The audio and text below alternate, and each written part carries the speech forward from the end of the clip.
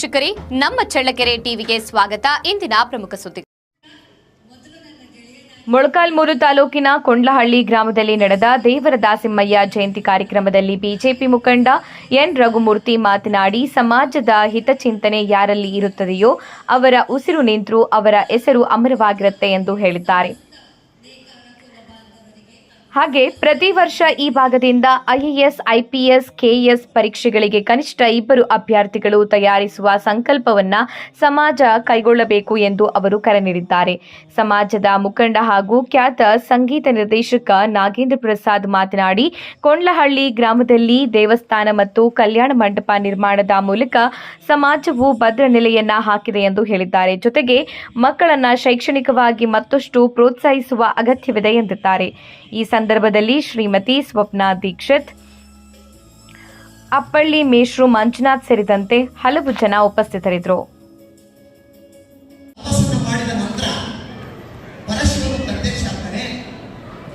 ನನಗೆ ಮೋಕ್ಷ ಕೊಡು ಪರಮಾತ್ಮ ಅಂತ ಪರಶಿವನಲ್ಲಿ ಕೇಳ್ತಾರೆ ದೇವರ ದಾಸಿಮಯ್ಯರು. ಪರಶಿವ ಹೇಳ್ತಾರೆ ದೇವರ ದಾಸಿಮಯ್ಯನವರಿಗೆ, ನೀವು ಸಂಸಾರದಲ್ಲಿ ಪಾರಮಾರ್ಥವನ್ನ ಕಾಡಬೇಕು. ಇವತ್ತು ದೇವಾನುದೇವತೆಗಳು, ಸಾರ್ವಜನಿಕರು ಉಡಕ ಬಟ್ಟೆ ಇಲ್ಲದೆ ಹಲವಾರು ಜನ ಇದ್ದಾರೆ. ಅವರ ಮಾನವನ್ನ ಕಾಪಾಡೋ ದೀಕ್ಷೆಯನ್ನ ನೀವು ಮುಂದಿನ ದಿನಗಳಲ್ಲಿ ತಗೋಬೇಕಾಗುತ್ತೆ ಅಂತ ದೇವರ ದಾಸಿಮಯ್ಯಗೆ ಪರಶಿವ ಆಜ್ಞೆ ಮಾಡ್ತಾರೆ. ತದನಂತರ ಪರಶಿವನಲ್ಲಿ ಅನುರಕ್ತರಾಗಿ ದೇವರ ದಾಸಿಮಯ್ಯವರು ಸಮಾಜಕ್ಕೆ ತಮ್ಮನ್ನೇ ತಾವು ಸಮರ್ಪಣೆ ಮಾಡ್ತಾರೆ. ದೇವರ ದಾಸಿಮಯ್ಯನವರು ಒಂದು ಮಾತು ಹೇಳ್ತಾರೆ, ಸ್ನೇಹಿತರೆ, ಇವತ್ತು ನಾವು ನೀವೆಲ್ಲ ಅರ್ಥ ಮಾಡ್ಕೋಬೇಕಾಗುತ್ತೆ. ಈ ಸೃಷ್ಟಿನಲ್ಲಿ, ಈ ಪ್ರಕೃತಿನಲ್ಲಿ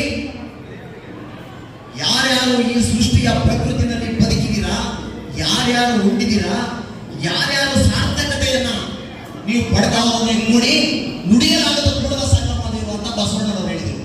ಅಕ್ಷರಶಃ ಆ ವಚನಕ್ಕನುಗುಣವಾಗಿ ಅವರು ತಮ್ಮ ಕೈಂಕರ್ಯವನ್ನ, ತಮ್ಮ ಕಾರ್ಯಗಳನ್ನ ಮುಂದುವರಿಸಿ ಪರಶಿವನಲ್ಲಿ ಅನುಗ್ರಾಗ್ತಾರೆ. ತದನಂತರ ಬಂದಂತ 12ನೇ ಶತಮಾನದ ಬಸವಣ್ಣನವರು ಅವರ ಹಾಕಿಕೊಟ್ಟಂತ ಮೂಲದ ವಚನಗಳನ್ನ ಮುಂದುವರಿಸಿಕೊಂಡು ಬರ್ತಾರೆ. ಇವತ್ತು ಕನ್ನಡ ಸಾಹಿತ್ಯದಲ್ಲಿ ವಚನ ಸಾಹಿತ್ಯ ಮೇಲು ಪರ್ವತ ಇದ್ದಂಗೆ ದಾಸ ಸಾಹಿತ್ಯ, ವಚನ ಸಾಹಿತ್ಯ, ಶರಣ ಸಾಹಿತ್ಯ ಇವೆಲ್ಲವೂ ಕೂಡ ಕನ್ನಡದ ಇತಿಹಾಸದ ಪರಂಪರೆಗೆ ಮೂಲಾಧಾರಗಳು. ದೇವರ ದಾಸಿಮಯ್ಯನವರ ಆದರ್ಶಗಳು, ದೇವರ ದಾಸಿಮಯ್ಯನವರ ತತ್ವಗಳು ಇವೆಲ್ಲವೂ ಕೂಡ ಇನ್ನೂ 1000 ವರ್ಷ ಪ್ರಸ್ತುತವಾಗಿರ್ತವೆ.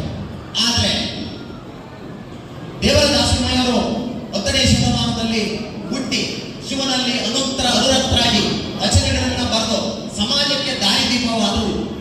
ಆದರೆ ಈ ಸಮಾಜ ಒಳಗೊಂಡಂತೆ ಬೇರೆ ಎಲ್ಲ ಸಮಾಜವನ್ನು ಕೂಡ ಹೋಗ್ತಿದ್ದೀವಿ.